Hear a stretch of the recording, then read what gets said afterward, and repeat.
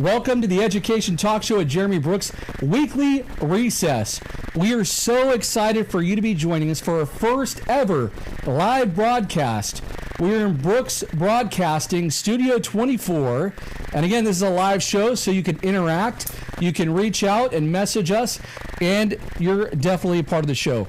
We want to thank you for inviting us into your homes all over the world and allowing us to be a part of your lives. And we want to thank the 1.3 million viewers who have helped support and watch our show. So thank you.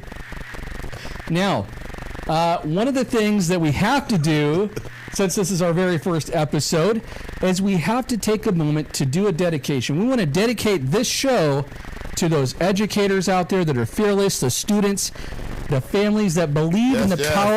Yes, absolutely. That believe in the power of education to be able to change lives and to make the world a better place.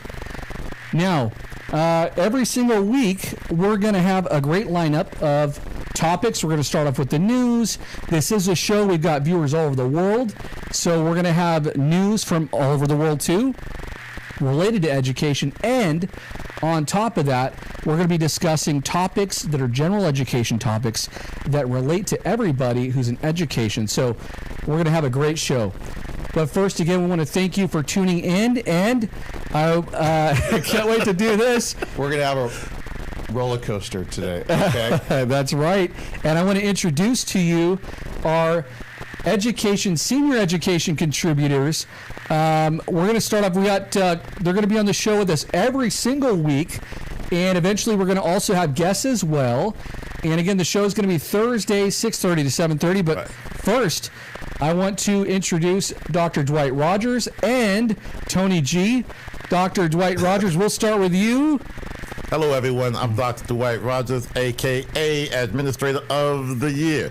Yes, I will be coming into your rooms every week live, talking about positivity, uplifting communities, and just pouring into you. You know, I'm just so happy to be here, Jeremy. I appreciate you for bringing me onto the show. I can't wait to work alongside you and Tony G. It's going to be an absolutely amazing year. Yeah, awesome. And then right as soon as we're done here in a second, we're going to jump into some things that you guys got going on, too, and how our viewers can check out your book and also your comedy show. Yes. So tell us a little bit about you. All right. Well, my name's Tony G. I'm a comic, a very low level professional. All right, professional.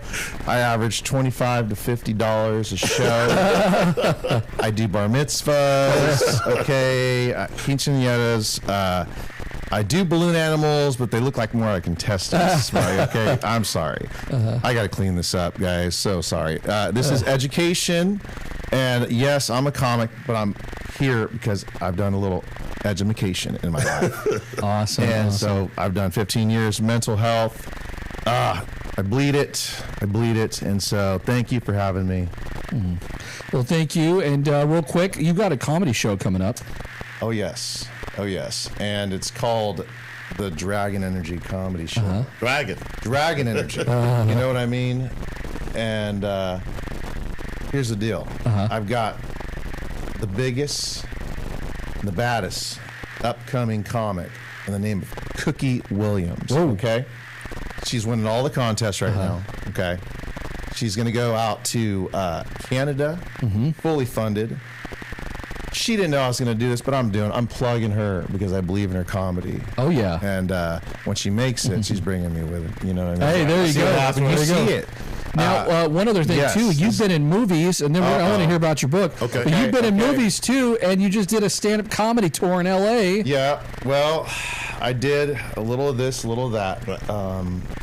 And that's what teaching's all about. The summers, right? It's about the kids, too. But the summers, right, and Christmas, happy holidays, guys, and spring break, and all the breaks. But it's about the kids, too. No, that's a bad joke, guys. That one bombed. I felt it bomb. And that's what comedy's about. But what is that? That's teaching, working in special education. Yeah. It doesn't always work. But you know what you do? You persevere. And special education for 14 years, is that correct? 15. 15. Whoa, 15. So, yes, I started off initially I worked at CYA. Yeah. And I taught, all Yeah. over those intense units. And it was like a reality check, right? Yeah. It was like literally you're there, and things can get very intense. Yeah. But you know what? The common thing I saw. Yeah. Mental health. It's understanding mental health. See, as I started year one, or year 15, Yeah. it's like night and day. And you got a show coming up this weekend. Is this? Comedy, Yeah. right? Because I'm going to be all over the place. Yeah. Okay? That's my ADD. But comedy, Saturday, yes, Rip and Tap House. Okay. Cookie Williams. Okay. It's going to be special. I'm going to be there. You coming? I'm coming. All right. Hey, and hopefully no one else is hearing this, but there's a wedding. I might just have to skip the wedding to go see your comedy. I did not say. Don't tell anybody. No. Supposed to be in LA this weekend, but who knows? Yeah. LA, Rippin'. Hey, Rippin' sounded pretty good right now. Here's the thing. I went to LA. Listen, you're going to laugh harder. All right? You're going to laugh hard. I guarantee it. And if not, you'll have a couple of nice refreshments. Okay? Right. Lift your spirits up. For the Everybody bad comedy you saw. Lift those spirits. Oh, hey, we've heard about you. You got some great comedy, but I want to go over to Dr. Rogers because you got a book coming out. It's already out. Tell us about your book. Tell us what else. And Administrator of the Year? Administrator Come of the Year. on. Yes, so I'm also the AXA Region 7 President-elect, where I won Administrator of the Year for the region. I couldn't be more proud. AXA is a wonderful organization that helps educators, again, providing resources, just connecting, networking, and it's an amazing place to be if you're an educator. So if you are not an AXA member, go check them out. And for those who don't know, because we got listeners all over the world, all over the country, can you tell them a little bit about AXA? What is AXA? AXA is the Association for California School Administrators, and again, it provides just an opportunity. They have different academies, workshops, places to go. They offer legal advice. They offer different types of scholarship opportunities, and you can learn so much by just being a part of it. I've never been in a place where you could just meet people from all over and gain knowledge and have fun while you're doing it. It's a great place. It's like Disneyland for adults. Hey, especially those conferences. If you get to go to one of them conferences, right? Right. Now, your book, we are so excited about your book. Tell us about that. Change the narrative. Don't let the narrative change you. I'm telling you, this is not a book to me. This is a memoir. It's a toolkit. It's my life's work. Yeah. Growing up in Brooklyn, New York, I didn't have an opportunity to really enjoy my school experience. And so now as an adult, an award-winning adult, when I received my doctorate, I wanted to be able to provide a tool that can give back to educators. And this book is not just a book that you read. After each chapter, there are reflection questions for comprehension for students, but also some critical thinking questions. Yeah. I offer insight from my personal lived experiences so people can kind of see themselves in this work. Sometimes, we realize that educators really love relationships, building those relationships, but sometimes they just forget how to do it. Oh, yeah. And so with this book, it offers students an opportunity to be able to connect to a teacher, to an administrator, to a mentor, to a parent, to an advocate, but also gives those administrators and those educators opportunities to build that bridge. And then that's where the conversation begins. Well, I love your book. I read through it, and I didn't want to put it down. I text you, I think, right away, and I'm like, hey, this is incredible. And I can't, there it is on the screen, but I cannot emphasize enough how incredible your book is. I especially love those questions at the end. I love how you organize the chapters. It's got pictures, which is cool. Right. Right. Well, I put some of the pictures in here as a dedication to the people who helped raise me, who gave me inspiration, who taught me things. Just being able to pay homage to those individuals who instilled and poured into me was important, and I wanted to give back.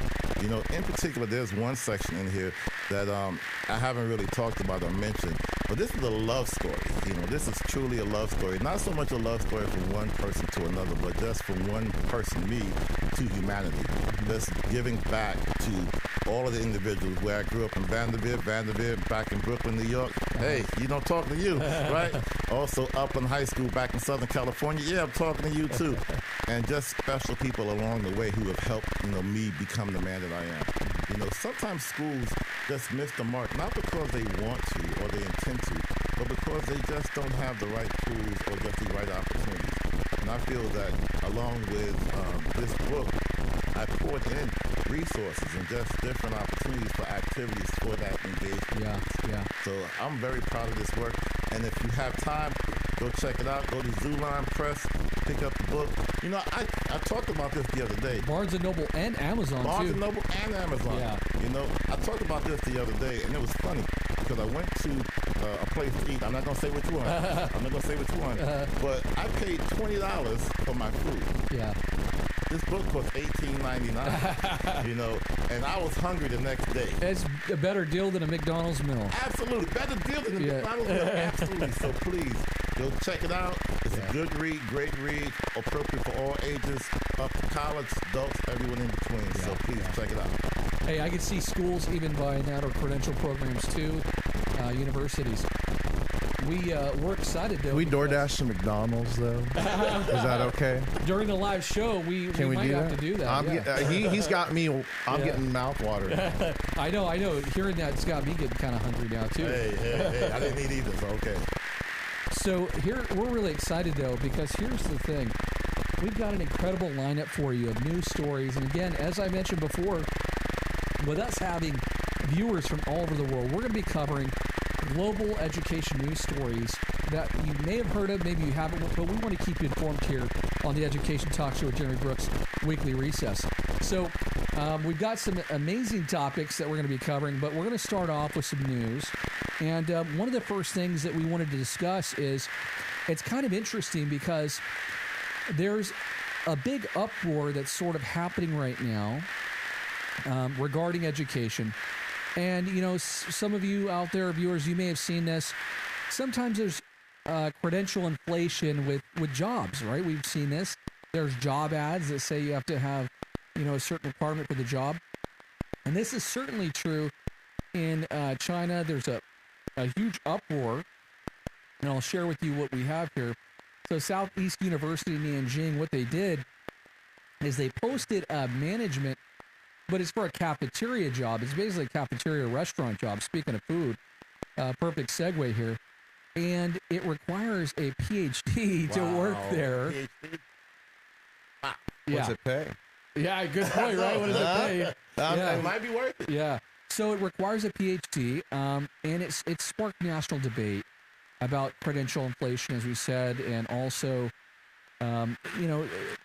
requiring, especially for jobs that just require hands-on experience. Right. So the question I have for both of you, and we'll start over here with Tony G, and we'll go over here. Is this overkill, or is it a sign of, job market's kind of getting ridiculous? I mean, what do we think about this? Do we see this in the U.S.? I mean, it's out there, right? Well, I've never heard of a PhD and, working at McDonald's, but again, it is America, right? Yeah. But I don't know. I think, when you're talking about America, it's driven by, money. Mm-hmm. So I think I feel like we should have a better system of training. You got a good system of training. Yeah. And that kind of filters where you don't necessarily need a PhD. Yeah. Right. So if I'm even a manager at McDonald's, I have questions. Why is a PhD guy here? Yeah. And it's a cafeteria. It's a cafeteria at a school. But, again, I think it's an interesting thing that, we see sometimes those jobs like that. And Dr. Rogers, any thoughts on that? I'm thinking about this, and you know how sometimes you get that single story where we only get a caption, and we don't know the full story. Yeah. Like, for example, what's the PhD really worth in China? Yeah. Is it a free education? Were they paid for it? is it something that, when you look at a PhD, is it something that there's a system where they are going to elevate or go someplace else with this? Yeah. For me, I need more detail. Yeah. I'm really not sold on just having a PhD because America is America. Yeah. And we know that we pay for our education. Yeah. And people complain about it, but in other countries, the education is free.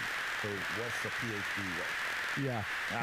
Hey, that's Honey a good point. Chipotle sauce. You know what I mean? Yeah. Sorry, I'm getting hungry. I'm getting hungry, dude. This is bad. I didn't eat. Yeah. Forgive me. No worries. Hey, well, I mean, it is an interesting thing, and I mean, is this something you think that we might see in the U.S.? I mean, do you guys see this? I mean, it's out there, not quite to that extent, but I mean, we see that sometimes, right? A little bit, possibly. But you know how technology has changed over time. Remember back in the day when you used to go wake up in the morning and the trash guy comes out. How many people were on the trash truck? How many people? Oh, hey, that's back true. in the day, how many people were on it? Two, right? Oh, two? Well, you have three? one guy. That's true. You have two guys in the back and one guy driving, right? And then he pull up to the house. He knock on the side. Hey, the guys jump off. And they pick up the trash, dump it, right? Yeah. But now, how many people do you see? That's true. One guy. Yeah. One guy. Yeah. He drives the truck. He pushes the button. The arms come up. Dump the trash. Keep going. That's true. Technology has taken over. Where manual labor used to be. That's in this country. But in other countries, it is the same way. Hey, what about when it's AI? When AI goes stuff. Oh, Watch out. Right. Hey, essentially Terminator, call back to Dragon Energy. yeah. Arnold Schwarzenegger was my inspiration. Right. You just met him. I just met him. You were We gotta with go him into that, dude. a few weeks ago. Do we want to go into it? Well, 'Cause I will. I mean, hey, real quick. I mean, you got to tell us about. I mean, you worked out with him. All right, here we go. Terminator. Here we Yeah. go. So the deal is, I was with my buddy, Billy's brother, Dominic. Just an awesome compliment. He's out there in LA. He's going. They say those do it and those go and follow the game. Yeah. And he did it. Yeah. He's out there. Yeah. And so he tells me the comedy store backstage, right? And he goes, "I'm going over to Well, that is Global Gym or something no, like that. no. It's Gold's Gym. No, Global Gym's from the movie. It's not a That's from the- pyramid scheme. That's from the freaking Global movie. Gym market. Global Gym. That's dodgeball. I don't know what's going on, but hey, Jim, right? Yeah, And we're there, and I just remember going, and it's just all over the place. It was like circus. Yeah. You had giant dudes, just massive. Just working out, ripping away. Yes. Yeah. And then Lifting weights. had these yoga guys, and their hair's flowing, it's long, and they're just doing it, right? And I'm just like, this isn't real. Yeah. And so I just got some weight. Yeah. Arnold was good. Yeah. And so I just Yeah. some weight. And there, with that, Yeah. Wow. Yeah. okay. And so he's coming off the cardio. I quickly text my buddy Steve. He's another comic. He'll be on the Dragon Energy comedy show. Brilliant. And so he says, you got to talk to him. Okay. So I was like, Well, and what do you say? I mean, you see how. I mean, that's like. Yeah. yes. Yeah. That's like a childhood idol, right? Yeah. Seriously. Right? Well, let's go around. What would you say? Oh man, I think what I would say is get to the chopper.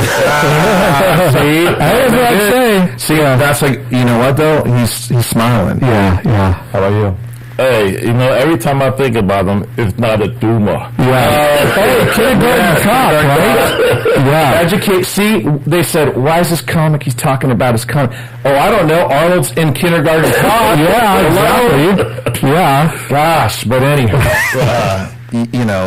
Here's what I said, because it was my turn, okay?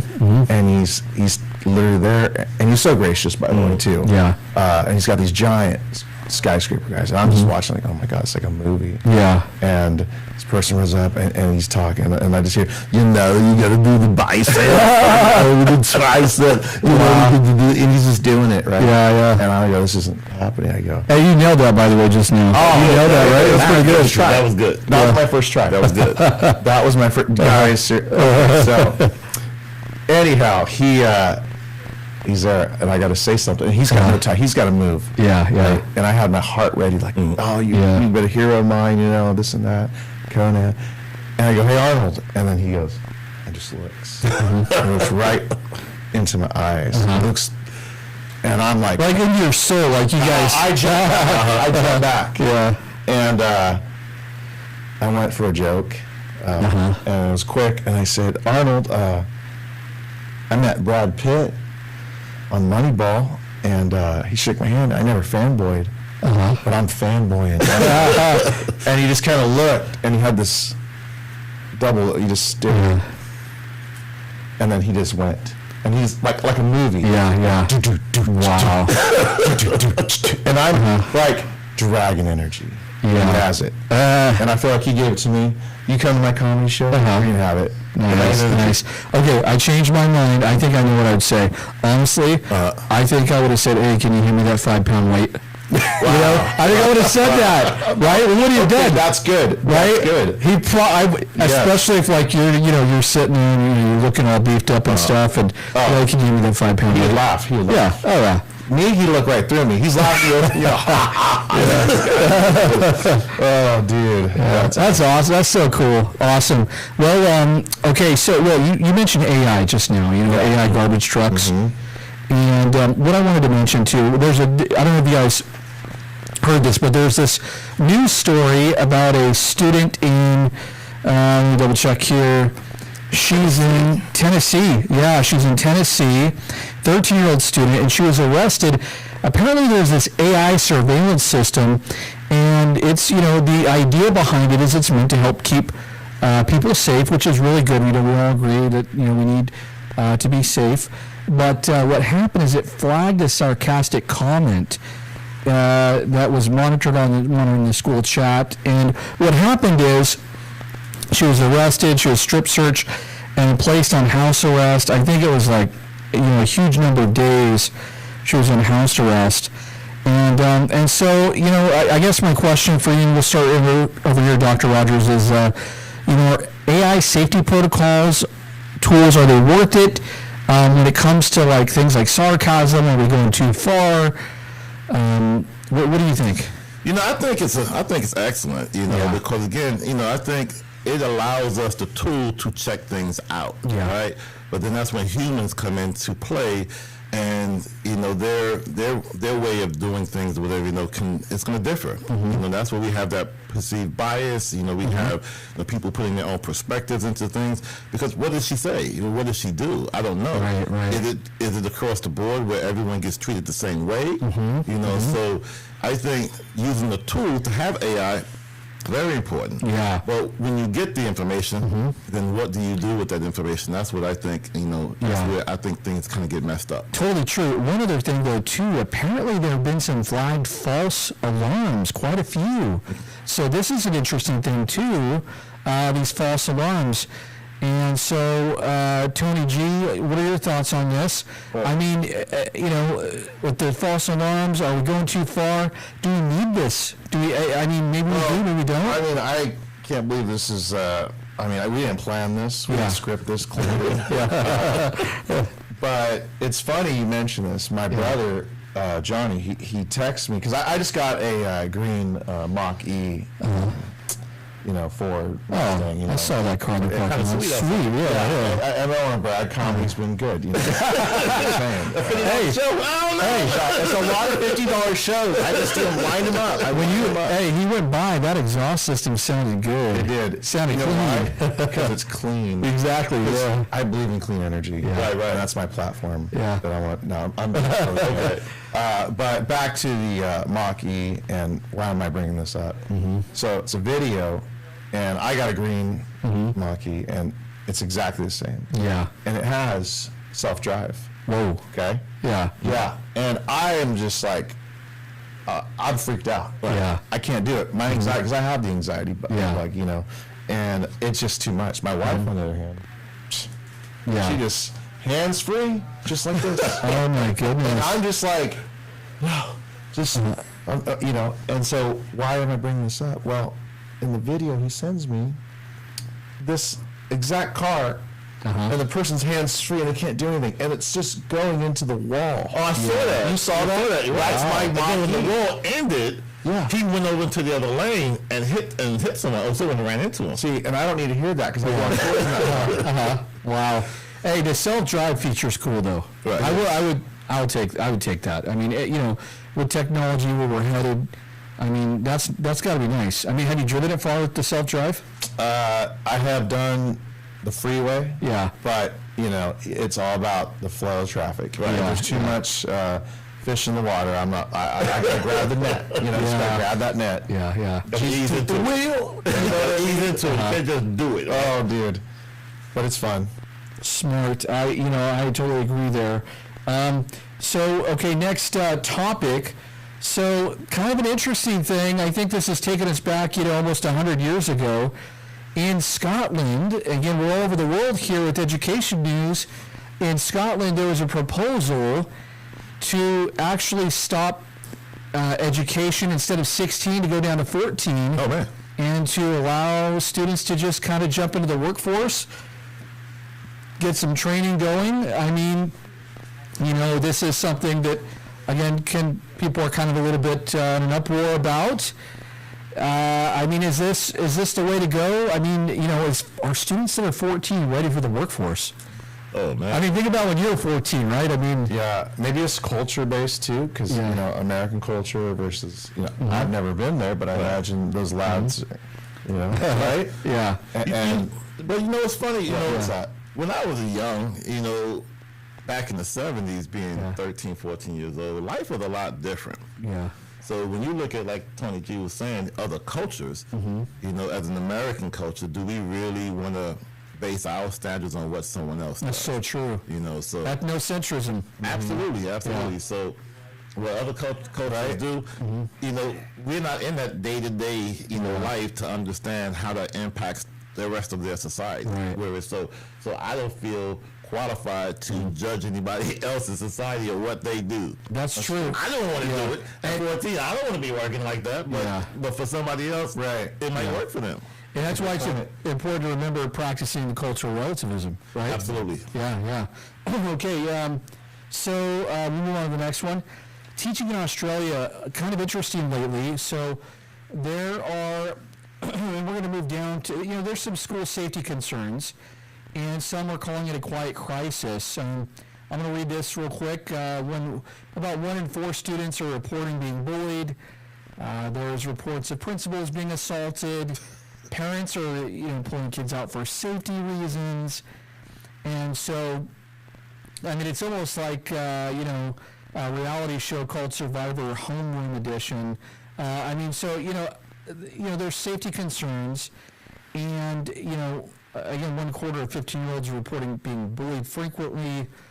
And so it's an interesting situation. This is, pretty concerning. And, what I wanted to ask you guys is, is this something, bullying, that we should all be concerned about? Is this something that we should all be addressing in schools? Could this happen here? Could this get to that point where we see those kinds of elevated levels of reports of bullying? And we'll start over here with Tony G. Okay. Yeah, I mean, I'm pretty familiar, working in, the field. And now it's like bullying is something that's common, in the ED population, but, we're really across the board, all education. Yeah. I think it speaks to, there's just a lack of human connection nowadays. Yeah. And when you lose human connection, right, those skills of just introducing yourself, and you're locked in, and you're looking, here I am, the teacher, and kids just aren't connecting the same way, right? And so we don't know how to interpret each other. So then now you got situations where you're interpreting bullying.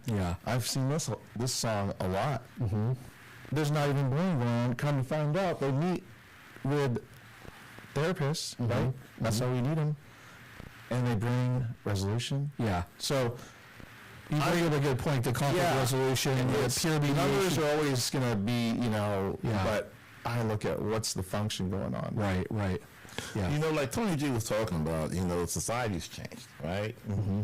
And you remember back in the day, that social interaction was just a norm. Yeah. Like in my book, I write about growing up. You know, we used to hang out on the stoop, the front of our complex, and just talk for hours about anything and everything. Yeah. Go outside and play. Don't come back in the house until the street light comes on. You know, Remember those days? I remember those days. Sparked a memory in my heart. Yeah. We had games that we would play out on the ground, you know, running, you know, hide and go seek and skelly and just playing in the fire hydrant back in the day. It wasn't safe, right? It wasn't safe. But Kick it was the fun. can. You know, we were climbing fences and trees. All of these, Yeah. you know, all Yeah. of these things, right? Yeah. That was social interaction that taught people how to, you know, have a problem. Yeah. And then we talked about it. We worked it out. Might have been mad at each other for a little while, but we got over it and worked it out. he But said now that right there. technology has gotten us so far away from that where that social interaction is not even possible anymore. You know, have you ever seen this? You know, I've seen kids will be in the same room on different sides of the room. Oh, yeah. They will text each other because they don't want to talk to each other. Oh, yeah. That's crazy. Hey, during the movie. You know, during a movie, they're talking, you're sitting right by each other. Right.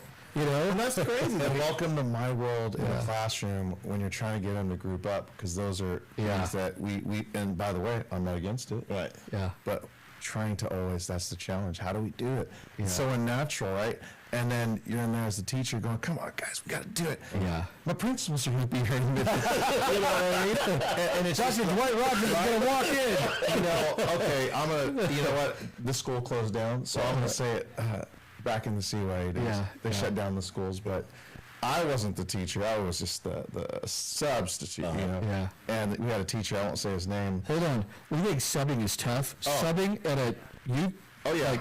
wow. That's hard. Yeah. Going So, into and for our viewers, you don't know what CYA is. So it's CYA. It's you know, California Youth Authority. Yes, and you gotta be on your toes.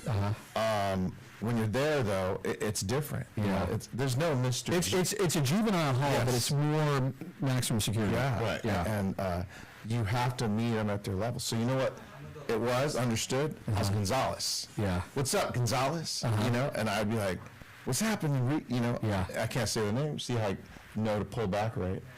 But the thing is, you're there, right? And as a substitute teacher, okay, working with these kind of individuals that have gone through it, and I have to connect. Right. This is where, you know, you get the this, you got to do this. This is the playbook. I'm sorry, we're gonna have to look at some things here. Yeah. Right. And we're gonna have to talk, because right now I'm concerned about his safety. Yeah. I'm concerned about his emotional health. See, and that's where now I'm impassioned to really, you know, this is why I'm here. Yeah. Oh, yeah. Well, you know, great topics, and we're going to continue to bring news topics to everybody, but we are going to move on to our main segment headline section of the show. And so we want to talk about, again, just kind of, we know we're at the beginning of the school year. We got lots of schools starting. A lot of parents and students are out there going back to school shopping. And it's kind of an interesting thing. I mean, if you're a parent or a guardian out there, and, you know, is basically the school, back to school shopping, is it out of control? Is it affordable? I mean, I'm seeing ads everywhere, by the way. Sometimes we even see those lists that teachers will give out. It's a wish list. I mean, are those things okay? Again, are we kind of a little bit out of control with the shopping costs, you know, and are the supply lists, are we preparing students for the classroom with those things, and or a career in like corporate procurement or something like that? We'll start over with Dr. Rogers. You know, I think a lot of schools, a lot of school districts are doing a great job of meeting the needs. For example, if you look around, there are a lot of districts who are giving out like backpacks, for example, and the backpacks are full of school supplies, you know, to get them started. You know, you have all of these online shopping platforms that you can go and you can shop and you can find things. You know, the 99-cent store is no longer the 99-cent store. It's $1.25 now because of inflation. You know, but there are a lot of different opportunities for people to get their kids their school supplies at an affordable price. I was reading somewhere one day where a young woman, you know, she had $500 to spend for her child's, school clothes. Yeah. And then she complained because the school clothes that she bought was too expensive, she said. She said it was too expensive. But then when you looked at her clothes, it was all name brand stuff. Oh, yeah. People have choices. You can go to a lot of different stores and pay a decent price for some clothes. Like what's wrong with the Walmarts and the Targets, for jeans and things like that. Yeah. But it's all about what's comfortable for you. Yeah. And that's where the equity piece comes in. It's like, hey, you know what? You get in where you fit in. Yeah. And if you know that you can afford something, then you go spend a little bit extra money for it. I think one thing, too, kind of interesting, I think we really were to survey, what is the reason why, the rationale why some students want those name brand things, right? Mm-hmm. I think some of it's, bullying. Absolutely, because you want to fit in. Which we got to try to get that under control. Right. I did a little social experiment last year as a teacher. So Mr. G, one thing the kids, they always just want to rip on Mr. G's clothes. Like the shoes. I remember when I started, there was a while back that what are those? Remember that? I got a lot. What are those?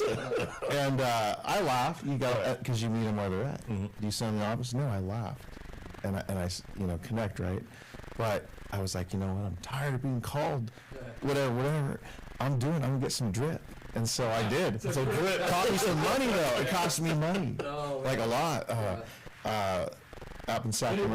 What did you wear? Well, I went to Sacramento and just stumbled across a place called Bonobos. Okay, it's named after a primitive, ape that existed supposedly, right? And like a fool, I was calling it bonobos with my buddies. I was walking around, I got some bonobos, right? Well, they didn't know any better. Oh, they didn't? They didn't. In fact, know. here's what's crazy. Yeah. So I come in there all geared out, and I have these nice Spanish leather piccolinos. They're fantastic. Again, what are those? Piccolinos, I don't know what piccolinos. Exactly. But you know what? It did. My colleagues started noticing, right? And then I go do comedy shows. And then next thing you know, I'm starting to see comics notice. So why did I bring that all up? It's like the kids are vibing too. Yeah. So having that true religion, I think, right? True religion, or those are popular. Or fear of God. I got one of those. They love those. When I wear those, and then every now and then they key in and go, yeah, that's what's up. Oh, you did good. By the way, safety situation in the future, you see those students, some of them, they wear the price tag on their... Right. Hey, maybe go with that next time, right? Maybe that's the thing to do. Just start wearing the price tag. And no, hey, look, I'm fitting in. Look, this is like a $100 shirt, right? Right. Oh, yeah. But I try. I also think it goes back to us being able to teach And the by value. the way, I don't mean that. I mean, you shouldn't be adding your price tag to your clothes. I'm just goofing. But you say, the looking at the value and adding value to your clothes and asking people, what do you value more? Do you value more of the person inside or the stuff on the outside? Yes. And going back to just, again, teaching ethics and morals, because I think we sometimes get away from that, and that's what's hurting our kids. Yeah. You have some kids who can't afford those things. However, there will be valedictorian, salutatorians, whatever, all of those individuals who win those high awards, they're not wearing name brand clothes. Why? Hey, that's a good because point. Okay, do you feel they don't that? have to. You feel that? That's his dragon energy. I'm Right there. It's coming out. Okay. You're bringing it out of us. Now I know why he's the doctor and I'm the comic. Yeah. Well, one other thing too, first aid nerves. I mean, for some students. I have first day nerves today. But for first, I think some students, it's like it can almost feel like a job interview, right? It can almost feel like a job interview.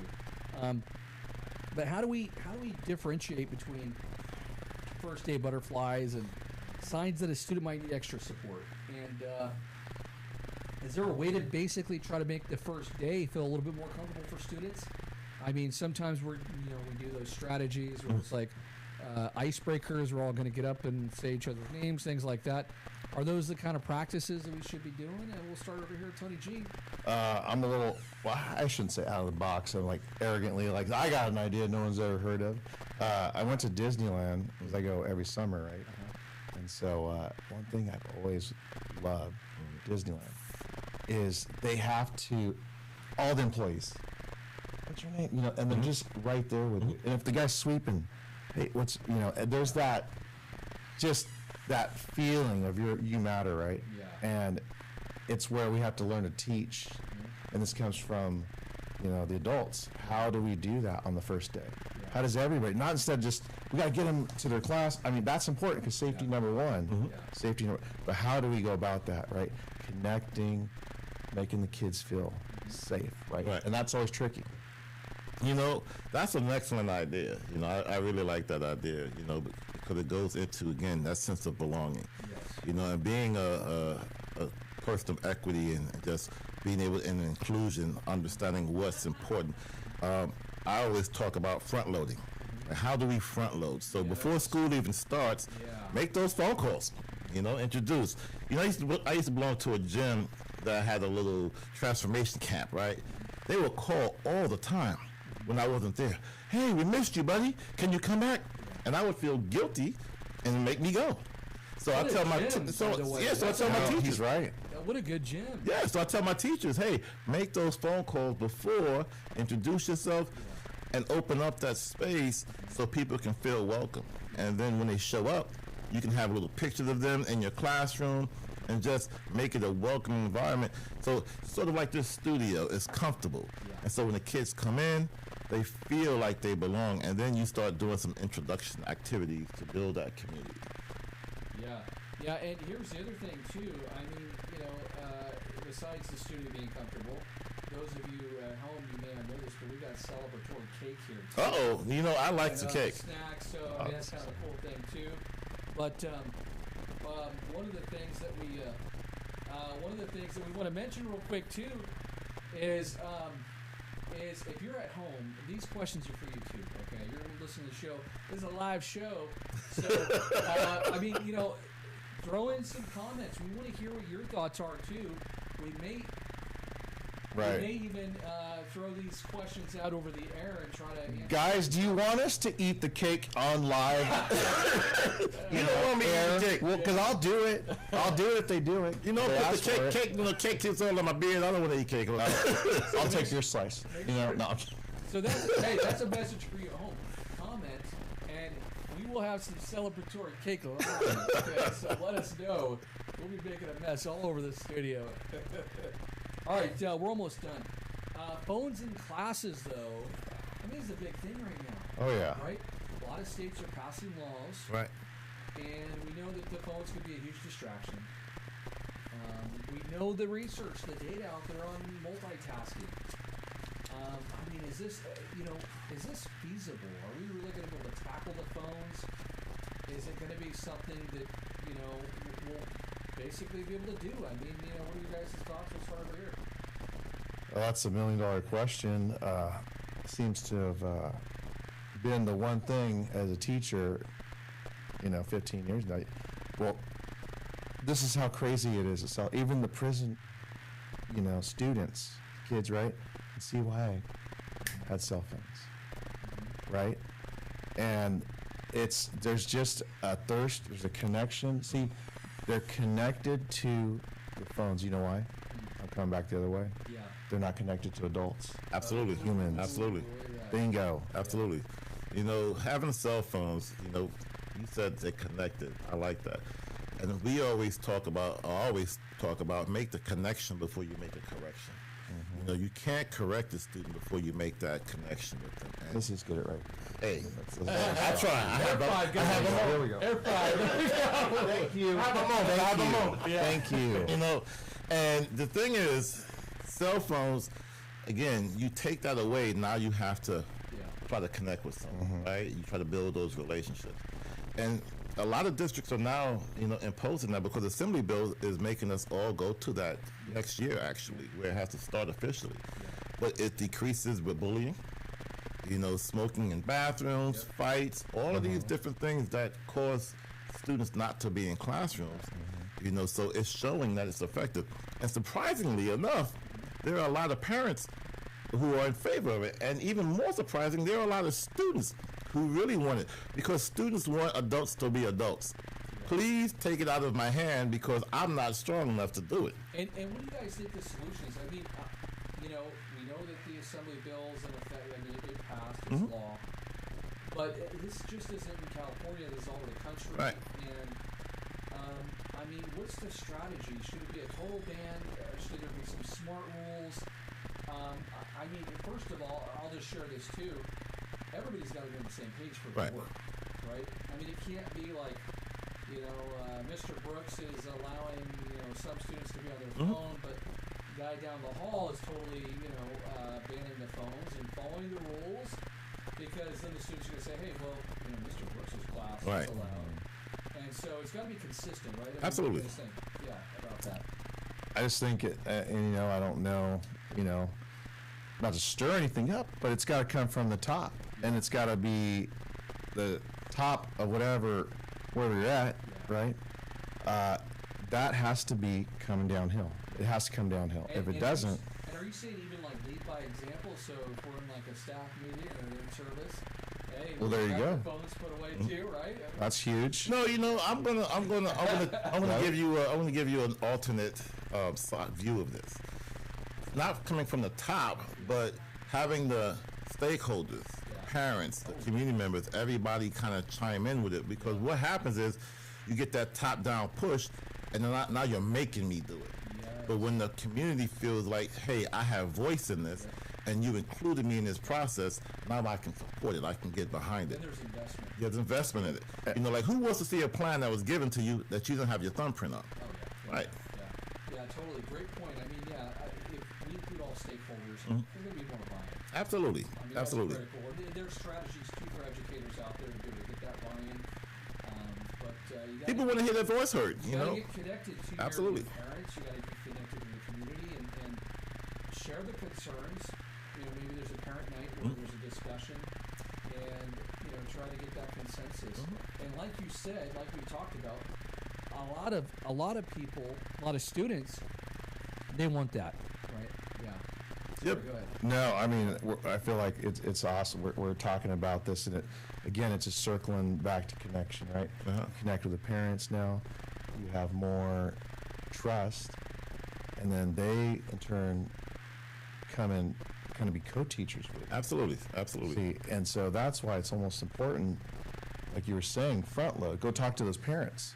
See, because that's what I've, again, learned, especially in my field where there are intensive behaviors and there's challenges that are just extraordinary compared to other classrooms. And so I found right away, admin does what they can, but at the end of the day, the kid listens to their parents.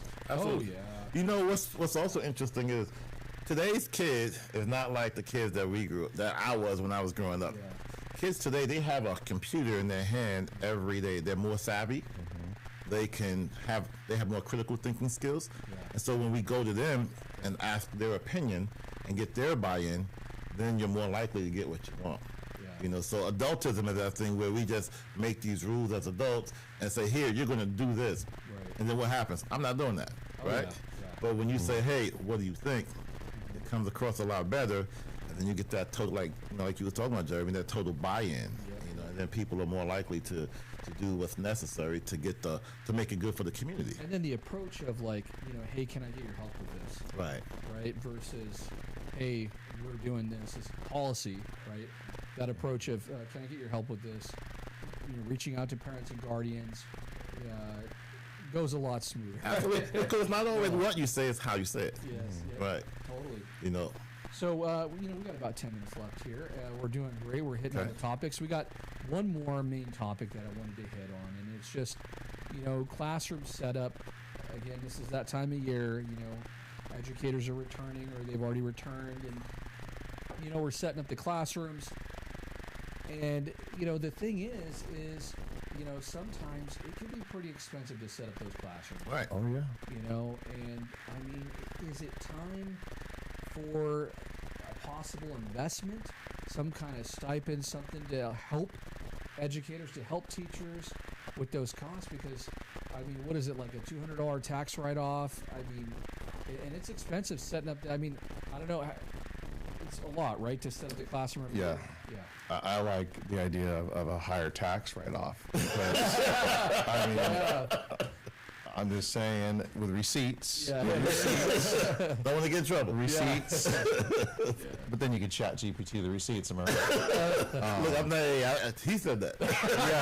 Yeah. Our comedians. I know.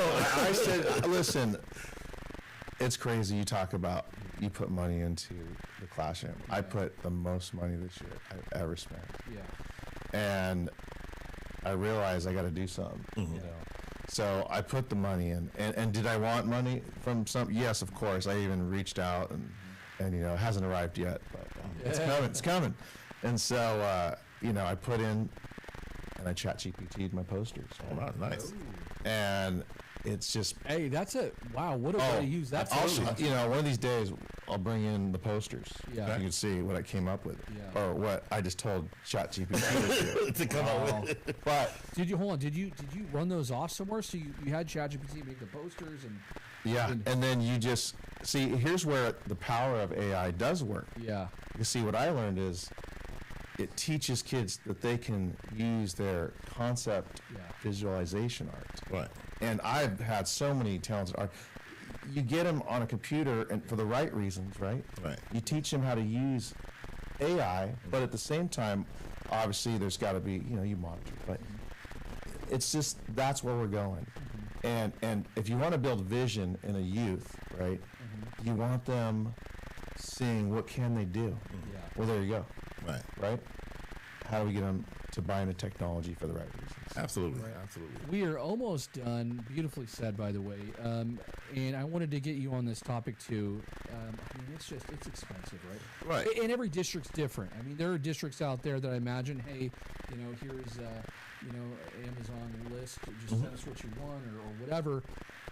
But that's not always the case. I Right. mean, you know, we talk about fairness in schools. Not every school district has the same budget. Absolutely. So that could be a huge strain. Absolutely. Yeah. You know, and I've seen one teacher. I'm going to give her a shout out. Megumi Sakamoto. You know who I'm talking about, my grasshopper. She had a classroom that was incredible. You know, students would walk in and they would feel at home. You know, it wasn't your traditional classroom. She had all types of different seating, and she had phone chargers. So, again, the kids come in and they would put their phones up on the charger so they can charge it. She didn't have to worry about phones anymore. You know, she had places for kids to get snacks. It was a place where kids wanted to come. And that's the type of environment that teachers, educators can make for them, so they can feel like, you know what, you see me. And again, some teachers just have that gift, and some, you know, they working on it. Hey, I want to be in that classroom. I know. That sounds nice. So, okay, I mean, we're approaching the end of the show here. I mean, I don't know how many minutes we got left. We're doing pretty good. Okay. So, for the end of the show, here's the deal. Okay. We have the final word segment, and Okay. we like to give our senior education contributors on the show an opportunity to give a final closing message. Okay. Anyone want dibs on who goes first? Do you mind if I go? Go ahead. Okay, I'm gonna read something from the Change the Narrative, Don't Let the Narrative Change You. This is a letter that I put in the beginning of the book to all of my leaders out there. The reflection questions you receive are not simply tools. They are bridges to deeper conversations, healing, and empowerment. Please choose the questions that best fit the hearts and minds of those you serve, whether students, colleagues, or community members. Approach each dialogue with intention, with patience, and with the deep compassion that defines true leadership. When you create spaces for honesty, courage, and hope, you do more than guide, you transform. You remind others that their voice matters, their stories matter, and their future is still unwritten and full of promise. Your presence, your love, and your willingness to listen are more powerful than you may ever realize. Thank you for being a builder of dreams and a keeper of hope. With gratitude and strength, keep leading with purpose and heart. Again, go get the book. Be with your students. Be one. God bless. Tony, good luck. Follow that. I'm just playing. No, but hey, real quick, I'm just goofing with you. I just wanted to back up real quick. I mean, you know, talk about authentic leadership. I mean, that really is well said, beautiful. And again, I can't, encourage folks enough to try to get your hands on a copy of that book. And I mean, they're selling out. I think the publishers. Yeah, right. The first day they didn't anticipate the number of sales that was going to happen, so they had to go in and restock. So it was incredible. So I'm just grateful. Thank you for all of you who've already purchased the book, and for the people who are going to buy the book. I'm grateful because again, the more lives we touch, the better our world will become. So thank you so much. Oh, awesome. Well said. And thank you, Dr. Rogers, for being on the show. Thank you for having me. It's been great. First show. Hey, it's going to be an amazing year here. Yes, it is. And Tony G, you got the final word here. Take us home. Well, the final word is Saturday, August 16th. That's right. At 9 p.m. Dragon Energy Comedy Show. I should have a flyer right here, but I don't. Hey, we got it. Because I wasn't prepared. We got you covered over there. There we go. And guys, it's going to be a great time. I made the flyer with ChatGPT for AI for the students to learn and be inspired. Right. Guys, it's going to be a great time. Right. I'm honored to be here. I feel like it's my mission to bring comedy and mental health awareness into education and all platforms. Now I'm getting presidential right now. I know. I was listening to Obama. Now the thing is, education platform. Well, anyways, sorry about that. That was pretty good. So good. I go the other way. Well, here's the thing. I'm not going to do that. I'm not going to do that. That's not what this is about, Jeremy. It's about education. Honestly, end of the day, it's about the kids. Right. That's what I'm about. Absolutely. The kids, okay? No Diddy. All right? I have to tell the kids that in the classroom. Because I'm just saying, that's my classroom. Right. And they'll jump on that if I don't say that. And this is a climate, not to make a joke of things like that, but to be aware. It's like, if you have empathy, you get in there, you learn who the kids are, you be about what they're into, right? Safe, legal. But I'm telling you, it's special. I love education. So again, thank you. Thank you. Fist bumps, Fist bumps, guys. Hey, so thank you guys so much. This is going to be a wonderful season, and we can't wait to have our first guests as well, because we will have guests on the show. Absolutely. Too, and it's going to be a lot of fun. But before we wrap up the show, we just want to thank our audience. We also want to thank our crew. We have some incredible people in the back and our control room working super hard. And they've been scrambling and running around. I want to apologize. We've had some audio issues. And we're going to get it worked out. This is the first show. We're going to get it worked out. And all worked out. This is the comic. Jokes. All jokes. Okay. It's I'll already out worked the back door. It's already worked out. Yeah, so we're going to be good. And, we want to thank our cast, but also our crew in the back for all the hard work. It takes a lot to set up a live show like this. Takes a village. It really does. Right. And everybody's been scrambling and working for quite a while to get this thing going. And so we appreciate Mike and Avi and Lynette and Ryan, RJ, Robert, and the whole crew, the whole group back there. And so thank you for all the hard work. The other thing too, though, I got a note here. I don't want to miss this. We want to give a big thank you to Gloria from Furniture Market in Modesto, California. Yes. All right. Get up, Gloria. Hey, yeah. I hope you're proud of us. Yeah, so you guys aren't going to believe this. Hey, talk about service. I was out to dinner, right? Mm-hmm. And she is amazing, fantastic, fabulous job. She brought furniture to me and was loading it in my vehicle while I was eating. I had to run out there. I'm like, oh, hey, here, let me pay you. Wow. She's amazing. And so, we got this comfortable studio, and a lot of it has to do with them. So we want to say thank you. Absolutely. Hope you're watching. You said you'd watch. And finally, we also want to thank, my parents for huge support. And we wouldn't have this show without them, and also my grandmother as well, and my family. We got a lot of people watching right now. All right, yeah, a lot of watch parties out there. Thank you. Yeah, so we appreciate everything.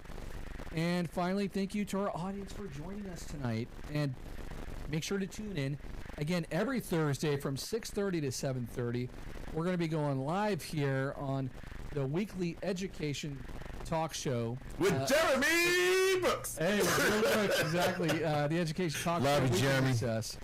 And so, thank you guys so much. Thank It's been you. an absolute pleasure. Appreciate it. All right. Take care, folks. Take care. Bye.